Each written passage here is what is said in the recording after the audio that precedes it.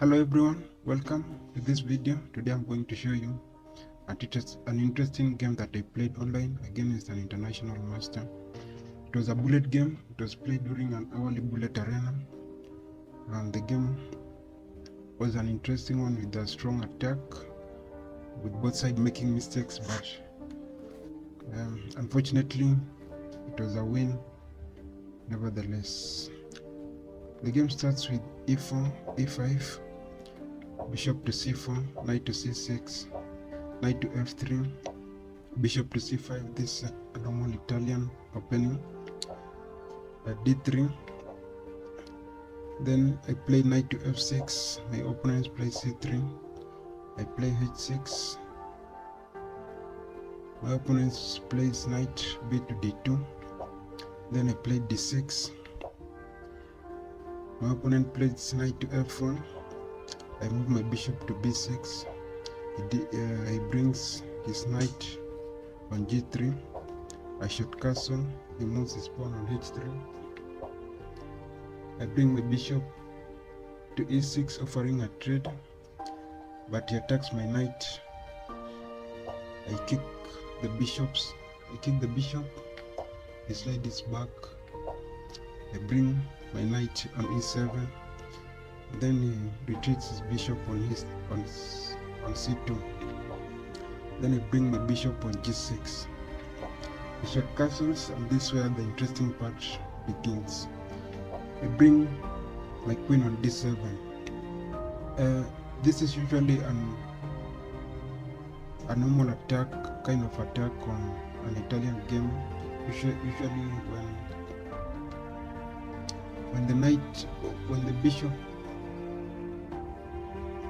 and the queen align together in this diagonal, is usually an indication that the next move is hitting the pawn on h3, and usually the counter defense in this position usually to bring the king on h2, so that even if the attack happens, the queen is not activated. The queen cannot come to h3.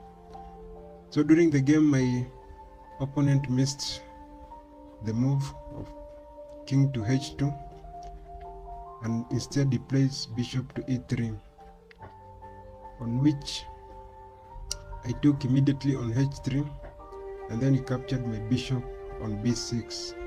I captured the bishop back. He captures my pawn. He captures my bishop on h3, and I capture the pawn on h3 with the queen. And now, usually in this kind of setup, where usually you have the double rook sitting in front of your king, and this queen is activated above your opponent's king. This is usually a very strong attack that usually very hard to sustain. So I continued with knight to f4, threatening a mate in 1 on g2. Then my opponent reacts with playing knight to h4, preventing the mate in 1.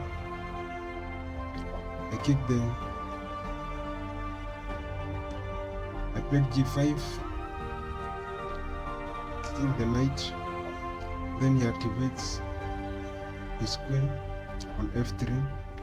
I capture the knight. Then he plays rook on e3. I capture the knight on g3. He captures it back. And then I played the crucial move knight 4 to h5.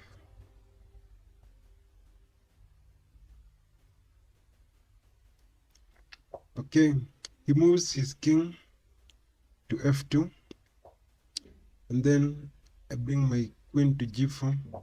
He slides back on h1, but I think he would have accepted the trade because the queen is one of my strong attacking pieces in this position, even though I would have forked the king and the rook, but accepting the trade would have been much better. You will still have survived much longer. And then I played the move king to g7. He attacks my bishop. He attacks my queen. I slide back. He captures my knight. I capture back. And then he activates his rook to g1. And then since this file is open, I immediately play the move pawn to f5, involving my other pieces into the attack, and he accepts the capture, which I think the better move will have to slide the king from the f file. By accepting, he accepted a very strong piece to come into play. And then in this position, after rook takes on f5 check, he slides his king on a2. Then I double up my rooks, and then here he sees a fork and he goes for it, which is a blunder because this walks into a forced mate in 3, because it begins with rook to f2 check. He moves his king to e1. I capture the knight. I capture the rook on e3 with a check. He slides king to d1.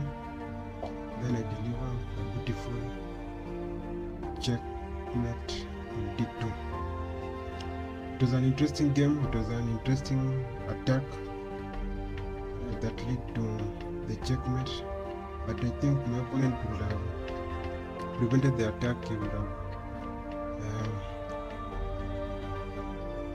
seen them, would have prevented this capture. Bishop takes on h3 in move 14. By allowing this capture, my opponent allowed the attack to be a success. Thanks for watching, guys. Consider subscribing. See you in my next video. Bye bye.